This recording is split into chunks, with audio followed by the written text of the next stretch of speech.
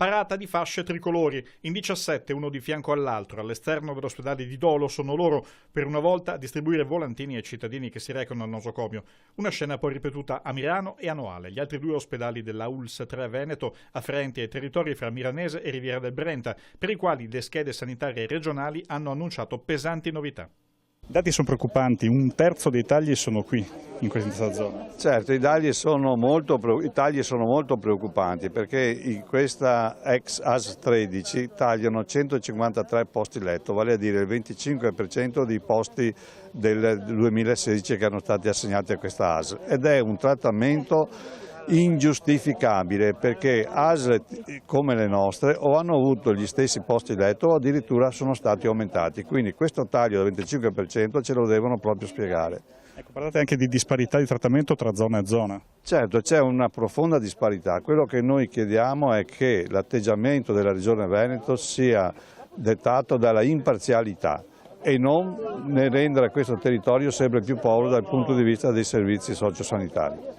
I sindaci sono compatti, i cittadini un po' alla volta si stanno mobilitando, i sindacati altrettanto hanno fatto. Ci sarà modo di vedervi tutti assieme prima o poi? Sì, io vorrei sottolineare che qui sono presenti tutti i sindaci del territorio. Siamo persone responsabili, però credo che questo taglio, che ripeto è una profonda ingiustizia, non possa essere accettato. Il fatto che siate tutti assieme, questo spiega bene quale sia la portata di queste decisioni. È un territorio che ha maturato 17 comuni, hanno maturato un'idea forte, è un messaggio da dare alla Regione Veneto. Non può essere fatta un'azione, una proposta di tagli così generalizzata che va a incidere su un territorio che ha la propria dignità e il proprio orgoglio di avere i servizi per i propri cittadini. Tagli che quindi ricadono su più zone. Ci sono molti ospedali da questo punto di vista qui in zona, però al tempo stesso problemi che si moltiplicano. In particolar modo il nosocomio di Dolo, visto che sono il sindaco di Dolo, mi sento di dire che un'azione del genere, una proposta che viene dalle regioni di tagli così, è un avviso di chiusura e quindi faremo veramente le barricate per salvare il diritto alla salute e alla serenità dei nostri concittadini. Una mobilitazione dei sindaci così importante, 17 tutti assieme, e come ANCI cosa potete fare? Noi abbiamo fatto l'audizione lo stesso giorno dell'azienda ASL 3 e abbiamo sottolineato, come abbiamo rilevato, che a livello regionale ci sia un depotenziamento degli ospedali SPOC, ad esempio Milano e Dolo sono ospedali SPOC nei confronti degli ospedali hub, ma questo significa che non che gli ospedali hub riescano a coprire i bisogni di salute del territorio, ma che il territorio in generale viene impoverito, per cui per noi è importante che ci sia un equilibrio e soprattutto dove ci sono comunque situazioni simili che vengono usati criteri simili. Ci sono delle forti discrepanze rispetto ad alcuni tagli di posti letto. Sappiamo che è il DM 70, però ci possono essere anche delle riequilibrazioni perché si vedono in alcune ASL ed è questo che si chiede. Poi c'è grande preoccupazione per la soppressione delle lungodegenze. Nel documento ANCI abbiamo sottolineato in maniera importante come non possano in queste situazioni essere soppresse le lungodegenze, che è una scelta viene fatta a livello regionale. Gli ospedali di comunità mancano e comunque offrono un tipo di assistenza diversa, in particolare dopo 30 giorni i costi diventano a carico dell'utenza e questo non possiamo permetterlo. Quanto spazio c'è per la trattativa? Noi speriamo ce ne sia, perché mi pare che siano diversi i soggetti che hanno sottolineato le criticità. Ci è anche parso da colloqui con alcuni consiglieri che ci sia un impegno in questo senso. Sappiamo che c'è la possibilità di fare un riequilibrio e di una ridistribuzione più equa, perché è questo che stiamo chiedendo. 17 sindaci, si può dire in modo trasversale anche una protesta di questo tipo?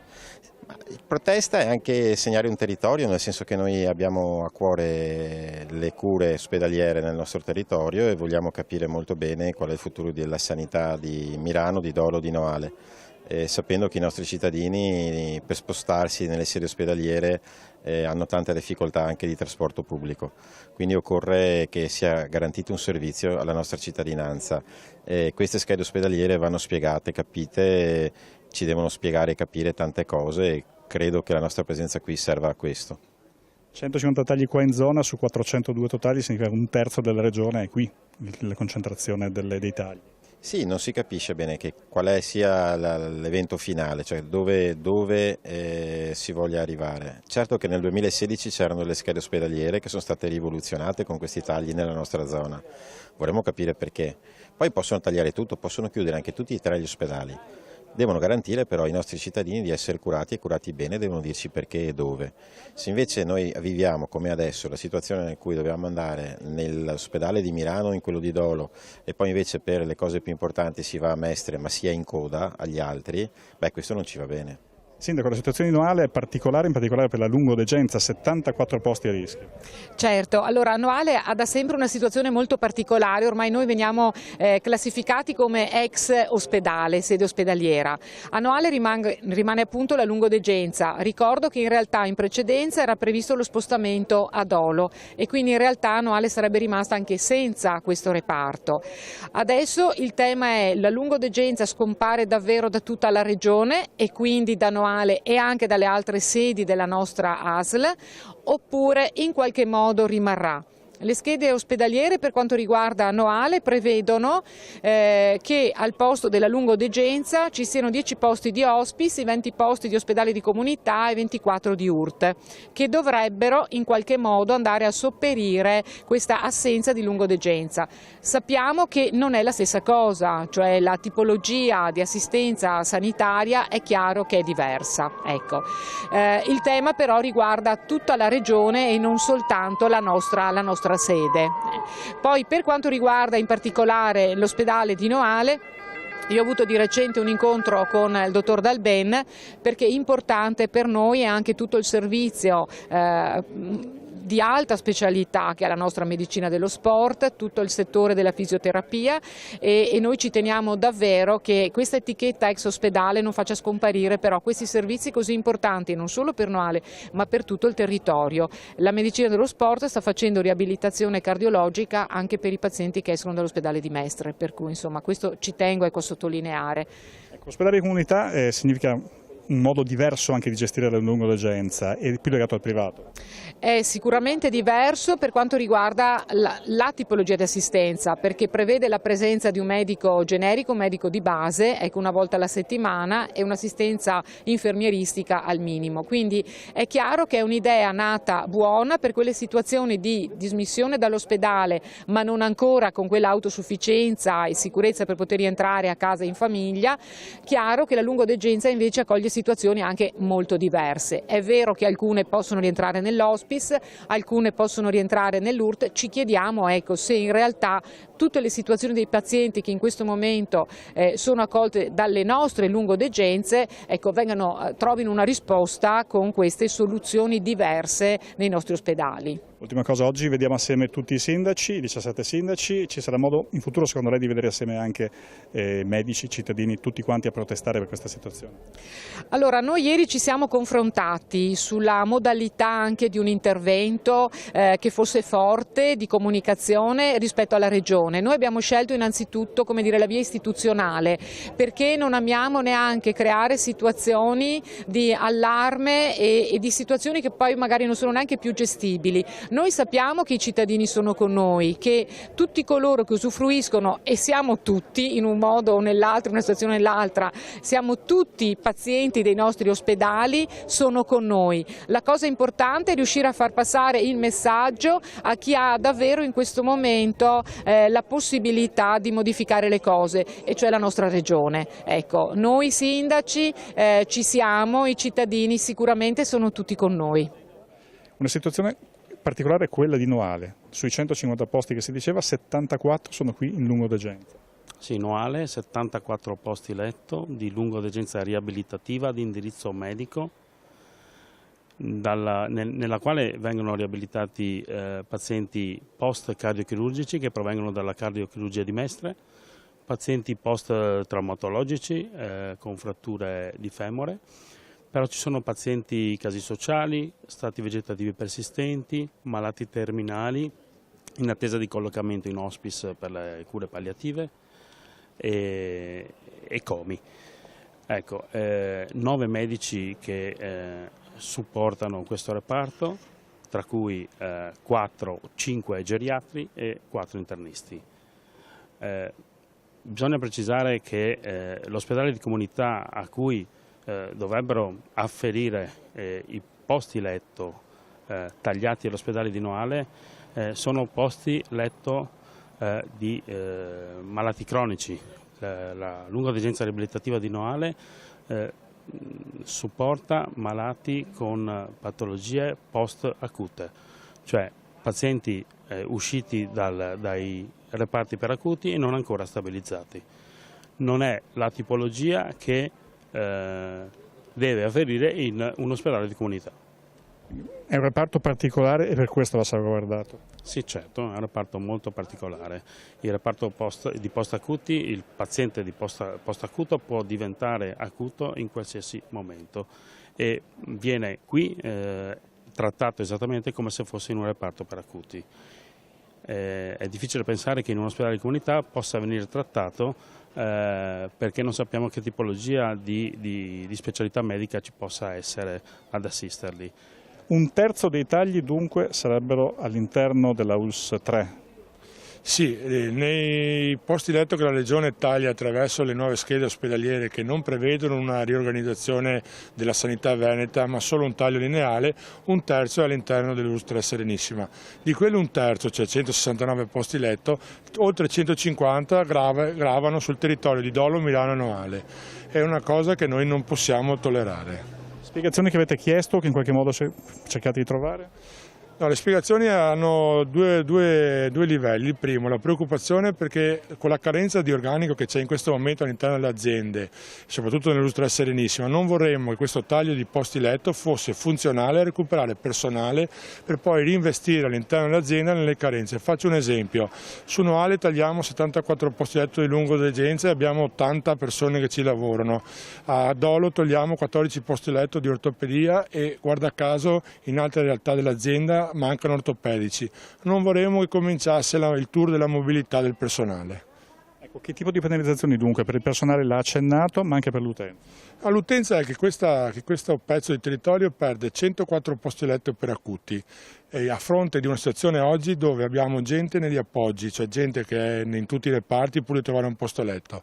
Ci domandiamo, ma se tagliamo tutti questi posti letto, dove andrà la gente visto che le strutture intermedie non coprono questa carenza di postazioni? E soprattutto, se tagliamo i posti letto e il territorio non è ancora in grado di sopportare una gestione territoriale del paziente, il paziente dove troverà risposta? Come vi state mobilitando? Allora, stiamo facendo le assemblee come organizzazioni sindacali CGIL e UIL in tutte le aziende, in tutti i posti ospedalieri, ma soprattutto il 3 maggio partirà una grande mobilitazione della sanità veneta, codice rosso, perché la sanità veneta sta morendo ed è in codice di emergenza, e il 3 faremo assemblee in tutti gli ospedali dalle 8 alle 10 per lanciare il messaggio, o avremo risposte o partirà la grande mobilitazione della sanità regionale veneta. Che l'ospedale civile di Venezia è stato riabilitato al suo ruolo quasi naturale, quello di ospedale di primo livello, perché con le schede ospedaliere era finito in un ospedale non più di rete, che è un po' inconcepibile. Perché era successo questo inghippo? Si era tenuto conto del numero degli abitanti di Venezia, che sono 80.000 a fronte invece delle migliaia e migliaia di persone, che solo 20.000 pendolari al giorno più o meno. Sì, diciamo che è stata una scelta che appunto ha tenuto conto di un versante. In realtà, secondo l'Euromonitor, Venezia è tra le 100 città più visitate al mondo e secondo l'Istat nel 2017 il transito a Venezia dei turisti è stato di oltre 10 milioni di persone, quindi stiamo parlando di numeri elevatissimi, oltre alla tipicità degli abitanti di Venezia, che è prevalentemente, diciamo, su età diciamo un po' più alte di quella che è la media di un grande ospedale che magari riceve i traumi e cose di questo tipo. Noi abbiamo una alta percentuale di abitanti residenti geriatrici che richiedono un certo tipo di cure peculiari. Oltre a questo è un ospedale che presenta un territorio già di per sé stesso particolare, in quanto è isolato e rimane un po' poco concepibile che ci voglia ancora 1 ora e mezza per arrivare dalla terraferma nella zona diciamo di Martellago o di Treviso fino al posto di lavoro, quindi anche questo gli dà una peculiarità particolare. E ha un sistema di emergenza molto diciamo, attivo, in quanto a differenza di dati che mi è sembrato di vedere e leggere, possiamo garantire addirittura al momento attuale, con grande sacrificio di chi ci lavora, inteso come medici ma inteso anche come professionisti sanitari in generale ovviamente, un numero anche di quasi 12-15 sedute elettive a settimana, cosa che non sento spesso sottolineare, insomma è un polo di emergenza molto attivo, oltre al polo medico insomma che è chirurgico. In effetti c'è stata una sollevazione da parte della cittadinanza, da parte anche delle istituzioni comunali, perché era proprio una cosa che non si poteva concepire. Ora è stato ripristinato il primo livello, questo significa che per Venezia le schede ospedaliere vanno bene? Significa semplicemente che durante le stesure degli atti aziendali si arriverà a, diciamo, a gestire questo tipo di classificazione sulla base probabilmente di criteri un pochino più come dire, realistici e soprattutto di criteri che tengano sempre conto del primo interesse che noi abbiamo come medici, come dirigenti e anche come aziende sanitarie, che è la parte debole, cioè il paziente e l'utenza in questo caso anche. Venezia in qualche modo ha riavuto quello che le spetta, questo a scapito magari di altri ospedali della LULSS Serenissima? Si discute ancora sugli aspetti che riguardano i presidi ospedalieri di Noale, per esempio, in cui la lungodegenza è stata letteralmente abolita, anche questa è una scelta che impone una profonda riflessione, anche perché oltre a tanti pazienti che diciamo giovano di una struttura ospedaliera vera e propria, che quindi dovrebbe essere valorizzata piuttosto che, come dire, piuttosto che magari ridotta nei servizi, e oltre al discorso tra delle lungodegenze piuttosto che degli ospedali di comunità, che sono comunque due tipologie di strutture totalmente diverse tra loro, cioè ci sono dei pazienti che non possono stare in un ospedale di comunità perché hanno bisogno di alcuni tipi di cure che non rientrano in quella categoria e contemporaneamente non possono stare in un settore acuto in quanto aggraverebbero, diciamo così, la situazione sia degli appoggi nelle divisioni mediche che già sono abbastanza importanti, queste situazioni un po' penalizzanti, che anche le spese di gestione ovviamente del paziente, che tornerebbero a essere dei pazienti acuti quando magari potrebbero invece stare in un livello di cure un po' più, diciamo così, messo proprio tra l'acuto e l'ospedale di comunità, che è la lungodegenza riabilitativa e che a Noale funziona ancora, cioè funziona bene, insomma va a pieno regime. Quindi c'è il rischio di togliere un livello di assistenza che non ci sono 2 step ma ci sono 3 step, non si può passare dall'acuto alla riabilitazione, c'è una fase di intermezzo. E per quanto riguarda Mirano e Dolo cosa succede? Mirano e Dolo, anche questi 2 presidi, che sono 2 presidi cardine, anche questi, come oserei dire tutti quelli dell'ASL 3, sono stati penalizzati anche qui con una riduzione dei posti letto che è anche per quanto riguarda appunto la presenza o meno di posti letto in lungodegenza riabilitativa, e anche qui appunto si è risentito di questi tagli. Anche qui dobbiamo capire cosa succederà poi all'utente, cioè quali saranno i disagi per l'utente che si troverà a dover fare un ricovero in sede acuta o a dover riportare il parente magari in pronto soccorso per uno stato di salute che invece poteva essere gestito in una lungodegenza, per esempio. Per quanto riguarda il pronto soccorso, c'è una situazione a a Mestre abbastanza particolare, cioè lei si citava Dolo Mirano, in qualche modo se queste strutture vengono depotenziate ci sarà sempre di più un afflusso, un accesso tutti all'Angelo. C'è questo rischio oppure le schede ospedaliere, come, visto che l'Angelo comunque è un ospedale hub? I rischi ovviamente ci sono, cioè c'è una gestione, diciamo così, a impronta centralizzante di un sistema sanitario che in questo momento vede un ospedale dell'Angelo già di per sé stesso abbastanza carico e con necessità appunto di rimpolpamento del personale e diciamo di miglioramento delle condizioni di lavoro. Lo vedremo vedersi arrivare, diciamo così, anche altre categorie di pazienti, altri pazienti in più che non gravano sulla medicina generale o sul territorio, ma diventano comunque ospedalieri per alcuni tipi di necessità. Sì, c'è. Le schede ospedaliere riorganizzano, diciamo così, il sistema, però sembrano non tener conto di un dato oggettivo: mancano i medici, e non solo mancano i medici, ma tanti se ne vanno, tanti decidono di abbandonare l'attività ospedaliera non per una questione solo di retribuzione, ma anche per il carico di lavoro che sta diventando estenuante. C'è questo rischio. Lei è un anestesista, fa parte di quelle categorie dove praticamente è come cercare l'acqua, bisogna essere un po' rabdomanti.